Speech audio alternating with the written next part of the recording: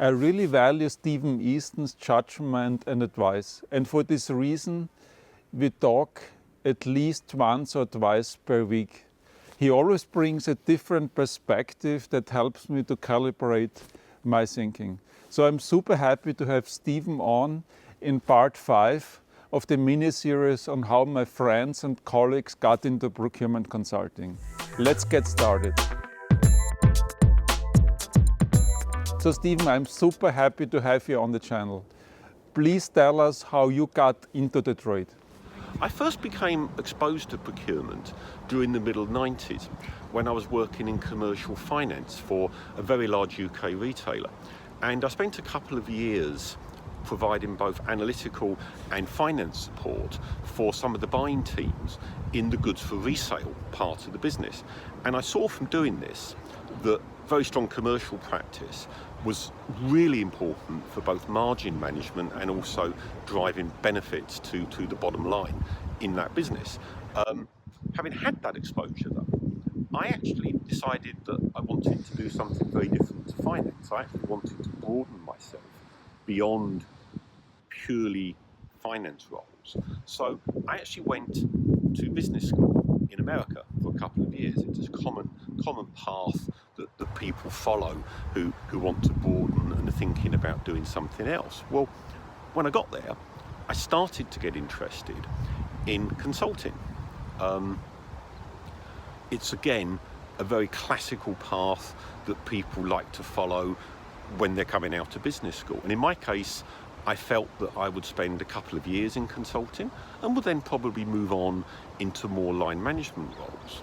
So I joined a consultancy as a general consultant, and for my first couple of years in the firm, I had a number of roles, number of cases across a number of different industries, functions and geographies. Again, fairly classic path in consultancy. At the end of the second year, I actually reflected that I was really enjoying consultancy. I very much enjoyed particularly the longer cases, because the longer cases are the ones where typically you're working cheek by jowl with a client team to execute something with them and to deliver a very tangible outcome that's very much a shared result. And I very much enjoyed the other aspects of the role, the camaraderie with the case teams and the chance to see a large number of different clients and to experience and see different cultures in these clients. So having reflected on that, I then had the chance to do a procurement project. Now, this was actually a lot of serendipity involved in this, because I was actually in South Africa at the time, and going on to this procurement project was actually really a chance to spend another year in South Africa. And that was actually the bigger attraction, rather than doing a procurement case. It was actually the chance to spend longer in South Africa. So I had that opportunity and went on to the procurement case. Having got onto it and starting to execute it, I started to realise that actually this was really good in terms of building on all of the things that I actually enjoy about general consulting. The procurement cases tend to be longer. They're almost inevitably with a client team who are delivering a shared outcome that is very tangible, and you're also engaging with external suppliers, not just with the client as part of doing that. And you're working very closely with a client team to get to the outcome. So having reflected on this, I started to find that maybe procurement consulting would be the ideal consulting path for me. I started also to get to know some of the more senior people in the procurement practice at that time in my firm, particularly somebody called Steve, who's now retired. And I started to find that I did a lot of work with Steve and with some of the people who were around Steve. Again, it's a fairly classic consulting model. People work with other people who they get on with, informal teams get established in the firms, and the informal teams build certain content and client relationships together, and that kind of creates a virtuous circle where you sort of work with people that you like working with, you build your specialism and you build your capability, and you're working with groups of clients at the same time. And so really this virtuous circle developed, and I was able to grow my career through procurement consulting, which I was also very much enjoying, as I'm saying.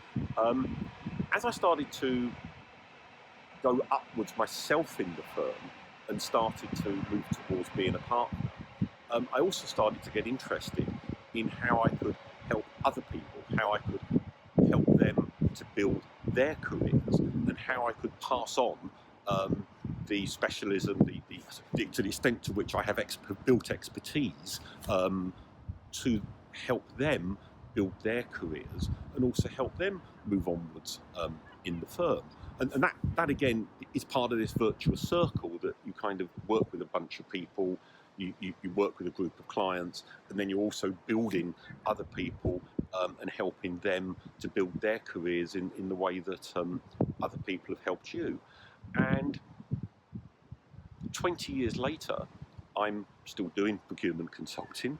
I very much enjoy it. I continue to love procurement cases and executing them with clients. And if I reflect on it, to summarise, I came into procurement consulting really because I got to love general consulting. I then found that building the procurement specialism was really good, but my entry into it was serendipity. And then having done that, I have a virtuous circle that has reinforced itself to keep me there and to keep me doing this. And I'm loving it. Thank you so much, Stephen. And you know, if you think about it, serendipity is probably one of the key reasons why all of us got into the trade. So Stephen, I will leave your contact details in the comments down below so that people can reach out directly to you.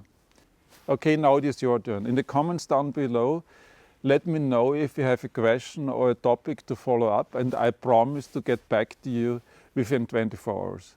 Thank you for watching, and I see you in the next one. Bye.